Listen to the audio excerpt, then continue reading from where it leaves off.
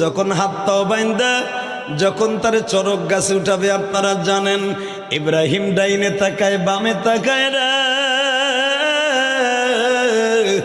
দেখি আমার মা একবার আমারে বলে কিনা, বাবা ইব্রাহিম রে, আমি তোরে বাঁচাবার জন্য আসছি। মা যদিও নমরুদের চক্রান্তে পড়ে এতদিন আমার দুশ্মনী করছে, অন্তত মৃত্যুর সময় আমার মা আমারে বাঁচাবার জন্য আসতে পারে গো, আমার বাবা আসতে পারে, কারণ মায়ের মতো দরদি এই জগতে নাই গো বাবা। মনে রাখবেন, যার সাথে মায়ের দোয়া আছে সে একদিন মেয়র হবে, মায়ের দোয়া যার সাথে আছে সে একদিন চেয়ারম্যান হবে, মায়ের দোয়া যার সাথে আছে সে একদিন প্রধানমন্ত্রী হবে। বাজান এবার আমার দিকে তাকাবেন আর চোখের পানি ছেড়ে ছেড়ে কাঁদবেন।